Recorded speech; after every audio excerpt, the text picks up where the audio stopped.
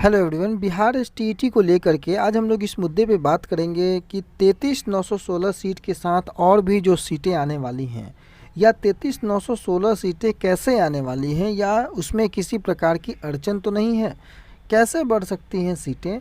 STET 19 को लेकर के संजय कुमार ने पिछले दिनों जो वीडियो रिलीज करके जो सारी बातें बताई थी उसको लेकर के हम लोग आज महत्वपूर्ण विषयों पर चर्चा करेंगे। कंप्यूटर के कितने शिक्षकों की ज़रूरत है, चाहे वो आप देखें तो उच्च माध्यमिक के साथ साथ माध्यमिक में भी क्या ज़रूरत है। क्या बिहार गजट में जो आपने कुछ दिन पहले सारे ग्रुपों में जो वो वायरल हुआ वो क्या खबर कहती है, उस पर अमल किया जा सकता है या नहीं किया जा सकता है। इन सारे बिंदुओं पर हम लोग वन बाय वन डिस्कशन करेंगे। सबसे पहले आपसे यह रिक्वेस्ट करते हुए कि इस वीडियो को आप अंत तक जरूर देखें और चैनल पर जो लोग नए हैं वो सब्सक्राइब जरूर कर लें। दोस्तों, सबसे पहले मैं आपको ये बात बता दूं कि 33,916 की जो अधिसूचना आई थी उस 33,916 का जो यह विभाग का जो कैबिनेट की स्वीकृति मिली थी वह मिली थी आपको 14 मई को। जी हाँ, ये मई 2020 की ये सीटें हैं और आपको पता है कि संजय कुमार ने 19 से 21 की सीटों को ऐड करने को कहा था और ये स्वीकृति 14/5/2020 को मिली थी, यानी कि इसी दरमियान में ये सीटें आती हैं। हालांकि संजय कुमार ने 33,916 का नाम जो है वो अंकों के हिसाब से नहीं किया, परंतु जो समय सीमा उन्होंने बताई 19 से 21 के दरमियान उसमें ये सीटें आ जाती हैं। इसलिए हम लोग जो हैं इस उम्मीद में हैं कि ये सीटें भी इसमें जुड़ जाएंगी। अब इसमें क्या कुछ महत्वपूर्ण बातें बताई गई थी कि राज्य के माध्यमिक और उच्च माध्यमिक विद्यालयों में जो विहीन पंचायतों में जो स्थापित उच्च माध्यमिक विद्यालय हैं उसमें 32,916 माध्यमिक शिक्षकों के लिए और उच्च माध्यमिक विद्यालयों में कंप्यूटर विषय में उच्च माध्यमिक शिक्षक के 1,000 पद अर्थात 33,916 जो थे ये पद आपको स्वीकृत किए गए थे। इसे वित्त विभाग ने भी स्वीकृति प्रदान कर दी थी। अब इसमें क्या क्या मुख्य बिंदु है वो मैं आपको दिखा देता हूँ। 1,000 कंप्यूटर शिक्षक को लेकर के तो आपने देख लिया, लेकिन आपको पता है कि उत्क्रमित विद्यालयों की चर्चा भी जो है वो संजय कुमार ने की थी और इन उत्क्रमित विद्यालयों में आपको देख रहे होंगे कि 2,676 माध्यमिक विद्यालय विहीन पंचायतों को उत्क्रमित उच्च माध्यमिक विद्यालयों में आच्छादित किया जा चुका है और साथ ही साथ उक्त 2676 उत्क्रमित उच्च माध्यमिक विद्यालयों में से 201 उच्च माध्यमिक विद्यालयों में प्रति विद्यालय के लिए 5-5 माध्यमिक शिक्षक के पद का सृजन राष्ट्रीय माध्यमिक शिक्षा अभियान संप्रति समग्र शिक्षा अंतर्गत किया गया है और शेष जो 2475 उत्क्रमित उच्च माध्यमिक विद्यालयों में अद्यतन माध्यमिक शिक्षा का पद सृजित नहीं है। वर्तमान में अगर आप देखें तो उस समय की ये चर्चाएं हैं जो कि अभी देखनी इसलिए आवश्यक है कि कुछ इससे आपको अनुमान लगाया जा सकता है। वर्तमान में माध्यमिक विद्यालय विहीन पंचायतों की कुल संख्या 2950 है और वैकल्पिक व्यवस्था के तहत उक्त पंचायतों को चिन्हित मध्य विद्यालयों में वर्ग 9 का संचालन प्रारंभ करने हेतु विभाग के स्तर पर आवश्यक तैयारियां की जा रही है। ये तैयारी आपको देख रहे हैं वर्ग 9 के लिए जो पंचायतों में जो माध्यमिक विद्यालय हैं उनकी तैयारियां उस समय यानी कि मई 2020 में की जा रही थी। वर्तमान में जो संचालित उच्च माध्यमिक जो विद्यालय हैं उसमें भविष्य में संचालित होने वाले उच्च माध्यमिक विद्यालयों के लिए सृजित पद के अंतर्गत कुल देखिए यहाँ पर 49,361 उच्च माध्यमिक शिक्षकों के पद अद्यतन उपलब्ध हैं। यानी कि यहाँ पर बताया गया है कि 49,361 जो है वो उच्च माध्यमिक शिक्षकों के पद जो है वो अद्यतन उपलब्ध हैं। ये आपको मैं फिर बताता हूँ, 20 की ही खबरें हैं, 49,361 डाटा पे आप ध्यान रखेंगे। और जो कंप्यूटर शिक्षकों की बातें थी कि 1,000 कंप्यूटर शिक्षक जो है वो माध्यमिक शिक्षक के पद का सृजन की आवश्यकता देखिए। सबसे पहले यहाँ देखिए कि उच्च माध्यमिक विद्यालय जो ICT स्कूल योजना से आच्छादित हुए हैं उनमें कंप्यूटर विषय के लिए पूर्व में 1,000 उच्च माध्यमिक शिक्षक के पद सृजित किए गए हैं और ऐसे विद्यालयों के लिए 1,000 और माध्यमिक शिक्षकों के पद के सृजन की आवश्यकता है। 5 नंबर पॉइंट। 6ठा नंबर पॉइंट आप देख लीजिए कि राष्ट्रीय माध्यमिक शिक्षा, इसको और अच्छे से हम लोग इधर देख लेते हैं, उसके बाद हम लोग डिटेल चर्चा कर लेंगे। इसमें जो है कि 13, 14 और 11, 12 में क्रमशः 165, 201 मध्य विद्यालयों को उच्च माध्यमिक विद्यालयों में उत्क्रमित कर दिया गया है और प्रति विद्यालय 5 माध्यमिक शिक्षकों के पद की इसमें स्वीकृति दी गई थी। यानी कि कुल मिलाकर के 1,000 कंप्यूटर शिक्षक और 32,000 जो है वो आपको 32,916 जो है वो अन्य विषयों के शिक्षकों का पद जो है वो सृजित किया गया था, जिसमें मुख्य रूप से आप विषय को देख लेंगे। सारी चीज़ों की जानकारी आपको ऑलरेडी हो रखी है। सामाजिक विज्ञान आप देखिए कि 5,425 425, गणित के लिए 5425, विज्ञान के लिए 5425, अंग्रेजी के लिए 5425, हिंदी के लिए 5425 और कंप्यूटर के लिए 1000 पद, सबको जोड़ करके ये 33,916 हो जाता है।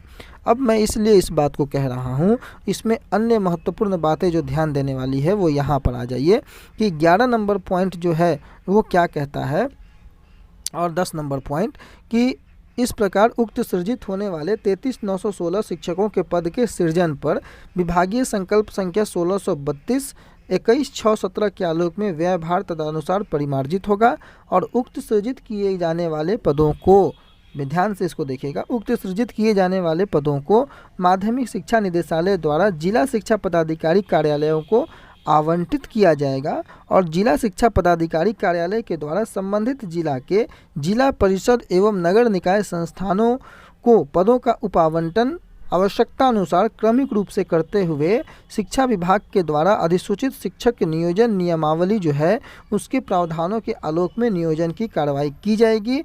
और 12 नंबर पॉइंट उससे भी इम्पोर्टेंट कि उपर्युक्त सभी सृजित पदों के विरुद्ध नियोजन चरणबद्ध तरीके से आवश्यकता अनुसार किया जाएगा। साथ ही साथ इन पदों पर नियोजन जो है वो स्थापना कार्यालय के आधारभूत संरचना सुनिश्चित हो जाने तथा आवश्यक जो सारी चीज़ें हैं वो स्थापित हो जाने के बाद की जाएगी। यानी कि कहीं ना कहीं आवश्यकता अनुसार चरणबद्ध तरीके से इन जो पदों का सृजन किया गया था उसको करने की बातें 2020 में ही कही गई थी जब जो ये पदों का सृजन किया गया था। तो चरणबद्ध तरीकों से आपको पता है कि जब चरणबद्ध तरीके का मतलब छठा चरण, सातवां चरण, आठवां चरण, तो आवश्यकता के अनुसार जो कहा गया है। तो आवश्यकता आज के समय में जहां पर कुल 80,000 से ज़्यादा लोग क्वालिफाई हैं तो इससे ज़्यादा आवश्यकता तो कभी पड़ती नहीं है। अगर यहां पर 80,000 क्वालिफाई कैंडिडेट हैं और अगर विभाग के पास 33,916 की स्वीकृत पद है जिसमें कि आवश्यकता अनुसार चरणबद्ध तरीके से इस पर नियोजन की बातें कही जा रही हैं, तो और संजय कुमार जी ने 19 से 21 की जो सीटें हैं वो रिकैलकुलेट करके ऐड करने की बातें कही हैं, तो कहीं ना कहीं ये सीटें ऐड होनी चाहिए, इसमें कहीं से कोई दो राय नहीं है। अब देखना यह है कि विभाग किस प्रकार इस पर अमल करता हुआ नज़र आता है, क्योंकि 19 से 21 तक की सीटें जो हैं उसमें इसके अलावे भी कई अन्य सीटें आएंगी जिसमें कि जो मृत हो गए हैं, जो सेवानिवृत्त हो चुके हैं, जो जिनकी सीटें ऑलरेडी खाली हो रखी हैं 19 से 21 2 वर्षों में उनकी सीटें, साथ ही साथ बैकलॉग की सीटें, ये सारी सीटों का रिकैलकुलेशन करके विभाग जो है एक अच्छा खासा नंबर ऑफ सीट्स अगर चाहे तो वो इंक्रीज़ करके 7th फेज़ के कैंडिडेटों के लिए ला सकता है। अब इसमें क्या होगा, बेनिफिट किसको होगा, देखिए आप यहाँ पर अगर आपको पता है सामाजिक विज्ञान कंप्यूटर साइंस 2 विषय ऐसे हैं जिसमें कि सीटों की संख्या अपेक्षाकृत कम है अभ्यर्थियों जो क्वालिफाई किए हैं उनसे। अब अगर मान लीजिए कि हिंदी की मैं बात करूं या अंग्रेजी की बात करूं, विज्ञान की बात करूं, गणित की बात करूं, तो 5,425 हिंदी में है, 5,425 सामाजिक विज्ञान में है। अब आप देखें कि 5,454 तो आपको पहले से सीट निर्धारित है। अब 5,425 अगर ये जुड़ जाता है तो ये हो गया आपको कितना, लगभग आपको 10,000 से ज़्यादा, 10,500 के आसपास की सीटें यहाँ पर बन जाती हैं।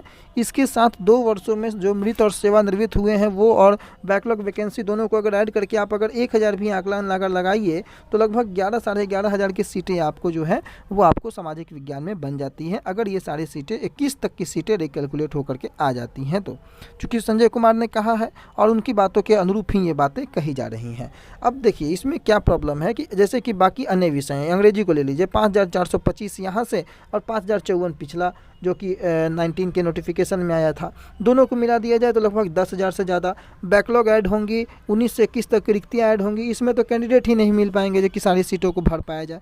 तो ऐसे कंडीशन जो है वो अन्य विषयों में है लेकिन 2 विषयों में नहीं है।